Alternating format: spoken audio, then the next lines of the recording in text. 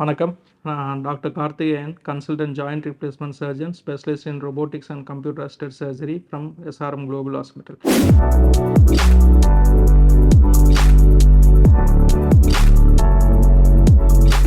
இன்றைக்கி நம்ம டிஸ்கஸ் பண்ணக்கூடிய டாபிக் வந்து மூட்டு தேய்மானம் என்ற ஆர்த்ரைட்டிஸும் அதோட மேனேஜ்மெண்ட் வழிவகைகள் பற்றி என்னென்னு பேச போகிறோம்.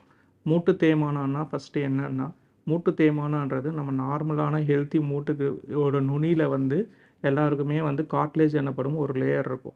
அந்த கார்ட்லேஜ் எனப்படும் லேயர் எப்போல்லாம் தேய்மானம் ஆகுதோ, எப்போல்லாம் அதுக்கு டேமேஜ் நடக்குதோ, அப்போல்லாம் அந்த லேயரோட ப்ரொடக்டிவ் ஃபங்க்ஷன் போய் நம்ம எலும்பும் உரசுறனால வர வலியும் வேதனையும் தான் மூட்டு தேய்மானம்னு சொல்கிறோம். இந்த மூட்டு தேய்மானம் யார் யாருக்கு வரும்னு பார்த்தீங்கன்னா, இது மோஸ்ட் காமனாக முதியோர்களுக்கு, வயசானவங்களுக்கு வரும். ஒரு சில நடுத்தர வயதினருக்கும் வரத்துக்கு வாய்ப்புகள் இருக்குது. ஒரு ரேர் கண்டிஷன்ஸில் சிறு வயதில் இருக்கவங்களுக்கு இந்த மூட்டு தேய்மானம் வரத்துக்கு வாய்ப்புகள் இருக்குது. இதோட அறிகுறிகள் என்ன இருக்கும்னு பார்த்தீங்கன்னா, மூட்டு வலி, நடக்கிறப்ப மூட்டு வலி அதிகமாக இருக்கும். அப்புறம் வீக்கம் வர வாய்ப்புகள் இருக்குது. ஒரு சில பேருக்கு ஏர்லி மார்னிங் ஸ்டிஃப்னஸ்ன்னு சொல்லுவோம். அதாவது காலை எழுந்திரிச்சு கொஞ்சம் நேரத்தில் வந்து ஜாயிண்ட்டும் மூட்டு வந்து பிடிச்சிருக்க மாதிரி ஒரு உணர்வு இருக்கும். ஒரு சில பேருக்கு இந்த டிசீஸ் கண்டிஷன் அதிகமாக இருக்கவங்களுக்கு மூமெண்ட்ஸ் வந்து ரொம்ப கம்மியாக இருக்கும். நடக்கவே முடியாத நிலைமையும் வரலாம். இது ரிஸ்க் ஃபேக்டர்ஸ் யார் யாருக்கு இதோட ரிஸ்க் ஃபேக்டர்ஸ் அதிகமாக இருக்குதுன்னு பார்த்தீங்கன்னா, அதே போல் வயசு அதிகமாக இருக்கவங்களுக்கும், உடல் எடை அதிகமாக இருக்கவங்களுக்கு இது ப்ரெஷர்னால அதிகமாக மூட்டு தேய்மானம் வரத்துக்கு வாய்ப்புகள் இருக்குது. ரொமட்டாய்டு ஆர்த்ரைட்டிஸ் எனப்படும் நோய்வாய்ப்பட்டவங்களுக்கு இந்த மூட்டு தேய்மானம் வரத்துக்கு வாய்ப்புகள் இருக்குது.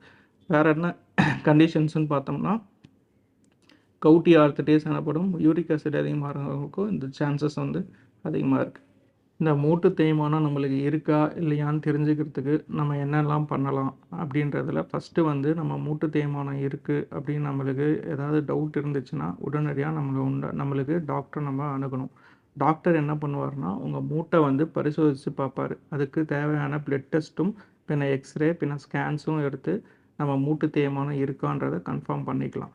ஒரு சில கண்டிஷன்ஸில் எம்ஆர்ஐ ஸ்கேன்ன்றது தேவைப்படலாம். அது ரொம்ப ரேர் கண்டிஷன்ஸில் மட்டும் அந்த மாதிரி எம்ஆர்ஐ ஸ்கேன் தேவைப்படுறதுக்கான வாய்ப்புகள் இருக்குது. இது டெஸ்ட்டு கன்ஃபார்ம் ஆகிடுச்சு, உங்களுக்கு மூட்டு தேய்மானம் இருக்குன்னா இதை நம்ம ப்ரிவென்ட் பண்ணிக்கிறதுக்கு, பாதுகாத்துக்கிறதுக்கு என்னென்ன வழிமுறைகள்ன்றதை நம்ம நெக்ஸ்ட்டு டிஸ்கஸ் பண்ணுவோம். இந்த மூட்டு தேய்மானத்தை ஃபஸ்ட் அண்ட் ஃபார்மோஸ்ட் ஸ்டெப்பு வந்து பாதுகாத்துக்கிறதுக்கு என்னென்னா, நம்மளோட லைஃப் ஸ்டைல் மாடிஃபிகேஷன் எனப்படும் வாழ்க்கை முறை மாற்றங்கள். இதில் ஃபஸ்ட்டு வந்து உணவு முறை பழக்க வழக்கங்கள், ஹெல்த்தியான உணவு முறைகளை சாப்பிட்றது. செகண்ட் வந்து ரெகுலராக எக்ஸசைஸ் பண்ணுறது, வாக்கிங் போகிறது, ஸ்விம்மிங், பின்ன மசில் ஸ்ட்ரெச்சிங் எக்ஸசைசஸ் பண்ணுறதுனால நம்மளோட ஜாயிண்ட்டோட மொபிலிட்டி அதிகமாகும். அதனால் நம்மளுக்கு ஜாயிண்ட்டோட மூட்டோட ஸ்ட்ரென்த்தும் வந்து அதிகமாகிறதுக்கு வாய்ப்புகள் அதிகமாக இருக்குது. அதுக்கடுத்தது நம்ம வேறு என்ன பண்ணலான்னா, உடல் எடையை வந்து அதிகமாகாமல் பாதுகாத்துக்கிறது. இதுக்கு ரெகுலரான டயட்டும் எக்ஸசைஸும் பண்ணுறது ரொம்ப ரொம்ப அவசியம். அதுக்கடுத்தது ஃபிசியோதெரப்பி எனப்படும் மசில் ஸ்ட்ரென்த்னிங் எக்ஸசைசஸ் வந்து நம்ம மூட்டு ஜாயிண்ட்டை ஸ்டேபிளாக வச்சுக்கிறதுக்கு ரொம்ப ரொம்ப யூஸ் ஆகும். இது இல்லாமல் வேறு என்ன ஆப்ஷன்ஸ் இருக்குதுன்னு பார்த்தீங்கன்னா, நம்மளை மெடிக்கேஷன்ஸ் படி போனோம்னா வலிக்கு உண்டான மெடிக்கேஷன்ஸ் எடுத்துக்கலாம். பட் அது அதிகமாக எடுக்கிறனால நம்மளுக்கு அதனால் வர பாதிப்புகள் அதிகமாக இருக்கும். ரொமட்டாய்டு ஆர்த்ரைட்டிஸ் உள்ளவங்களுக்கு வந்து அதுக்கு உண்டான ஸ்பெஷல் இன்ஜெக்ஷன்ஸும் மெடிக்கேஷன்ஸும் எடுத்துக்கிறது இந்த ஆர்த்ரைட்டிஸை வந்து தடுக்கிறதுக்கு ஹெல்ப் பண்ணும். வேறு என்ன வழிவகைகள் இருக்குதுன்னு கேட்டால், நம்ம ஆர்த்ரைட்டிஸ் ஸ்டேஜை வச்சு நம்ம வந்து இன்ஜெக்ஷன்ஸ் வந்து எடுத்துக்கலாம். இதில் என்னென்ன இன்ஜெக்ஷன்ஸ் பார்த்திங்கன்னா, ஸ்டீராய்டு இன்ஜெக்ஷன்ஸ் எடுத்துக்கலாம். இன்னொன்று வந்து லூப்ரிகேஷன் இன்ஜெக்ஷன் எனப்படும் ஹைலூரானிக் ஆசிட் இன்ஜெக்ஷன்ஸாக எடுத்துக்கலாம்.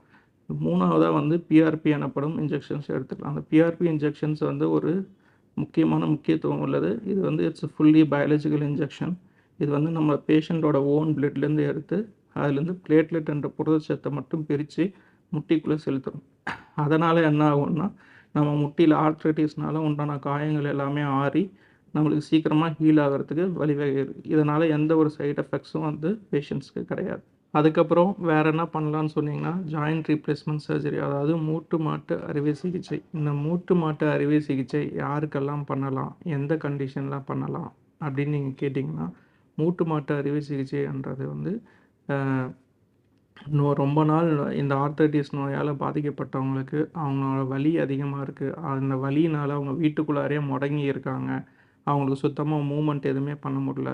அவங்களோட அன்றாட வாழ்க்கை இதுக்கு மூவ்மெண்ட் பண்ணுறதுக்கே அவங்களுக்கு ரொம்ப கஷ்டமாக இருக்குது அன்ற ஒரு ஸ்டேஜ் வரப்போ, அதாவது அதுதான் லாஸ்ட் ஸ்டேஜ் ஆஃப் ஆர்த்ரைட்டிஸ். அந்த மாதிரி கண்டிஷனில் அவங்களுக்கு வந்து ஒரு பெஸ்ட்டு சொல்யூஷன்னு பார்த்தீங்கன்னா மூட்டு மாட்டு அறுவை சிகிச்சை. மூட்டு மாட்டு அறுவை சிகிச்சைனா என்ன?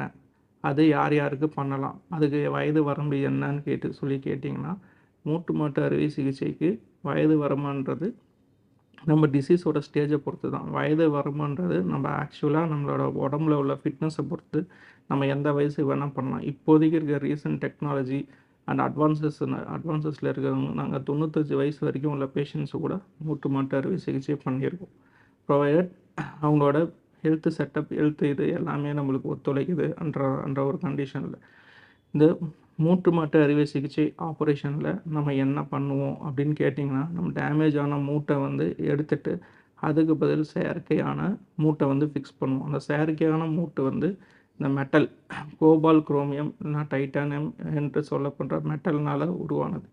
இப்போ இந்த மெட்டல் ஃபிக்ஸ் பண்ணி செயற்கையான மூட்டை வந்து நம்ம பேஷண்ட்ஸ்க்கு ஃபிட் பண்ணிடுவோம். இந்த செயற்கையான மூட்டை ஃபிக்ஸ் பண்ணுறனால பேஷண்ட்னால் பழையபடி நல்ல மூமெண்ட்டும் நல்ல மொபிலிட்டியும் ஃப்ரீயாக இருக்கும். இது கூட அவங்களுக்கு பேஷண்ட்டுக்கு கான்ஃபிடென்ஸும் அந்த பழைய மொபிலிட்டியும் ரீகெயின் ஆகும். இந்த மூட்டு மாற்று நம்ம செய்கிறது ஒரு பெஸ்ட்டு பெனிஃபிட்டு. இது கூட வந்து நம்ம செய்கிற அந்த மூட்டு மாற்றோட லைஃப் டைம் பார்த்திங்கன்னா ஒரு 15 to 20 இயர்ஸ் நல்ல லைஃப் டைம் இருக்கும். இந்த 15 to 20 இயர்ஸ் வந்து பேஷண்ட்டுக்கு வந்து ஒரு வலி இல்லாத ஒரு புதிய மூட்டு, செயற்கை மூட்டு ஓட ஃபங்க்ஷனை வந்து அவங்க நல்ல சந்தோஷமாக என்ஜாய் பண்ணலாம். இந்த நெக்ஸ்ட்டு இன்னொரு ஆப்ஷன் என்னென்னா robotic joint replacement surgery. Robotic joint replacement சர்ஜரின்றது ஒரு ரீசெண்டாக வந்த ஒரு ப்ரொசீஜர். இந்த ரொபோட்டிக் ஜாயிண்ட் ரிப்ளேஸ்மெண்ட் சர்ஜரியில் நிறையா பேஷண்ட்ஸ்க்கு நிறையா டவுட்ஸ் இருக்குது. இதோட யூஸ் என்ன? இது ஃபுல்லாக ரோபோ தான் செய்யுமா? இதோட பண்ணால் இதுக்கு நமக்கு ரெக்கவரி எப்படி இருக்கும்? சக்ஸஸ் ரேட் எப்படி இருக்கும்ன்றது நிறைய பேருக்கு ஒரு டவுட்ஸ் இருக்குது. ரொபோட்டிக் ரீப்ளேஸ்மெண்ட் சர்ஜரியில் பார்த்தீங்கன்னா ரோபோ வந்து ஃபுல்லாக பண்ணாது. டாக்டர்ஸ் தான் ஆப்ரேஷன் பண்ணுவோம். ஆனால் ரோபோ வந்து டாக்டர்ஸ்க்கு வந்து ஹெல்ப் பண்ணும். எப்படி ஹெல்ப் பண்ணுவோன்னா, அது பர்ஃபெக்ட் பொசிஷன்லேயும் பர்ஃபெக்ட் அலைன்மெண்ட்லையும் வைக்கிறதுக்கு நம்மளுக்கு தேவையான இன்ட்ராஆப்ரேட்டிவாக உள்ள கிராஃப்ஸ் எல்லாமே கொடுத்து நம்மளுக்கு வந்து பர்ஃபெக்டாக ப்ரிசிஷனோட செய்கிறதுக்கு ஹெல்ப் பண்ணும். இந்த ரொபோட்டிக் சர்ஜரியோட அட்வான்டேஜஸ் என்னென்னு பார்த்தீங்கன்னா, பேஷண்ட்டுக்கு சர்ஜரி முடிஞ்சவொடனே வலி கம்மியாக இருக்கும். இன்னொன்று ரெக்கவரி டைம் வந்து வெரி ஷார்ட். அதோட நார்மல் சர்ஜரியோட கம்பேர் பண்ணால் ரெக்கவரி சீக்கிரமாக இருக்கும். ஸோ இதுதான் ரொபோட்டிக் சர்ஜரியோட பேசிக் அட்வான்டேஜஸ்.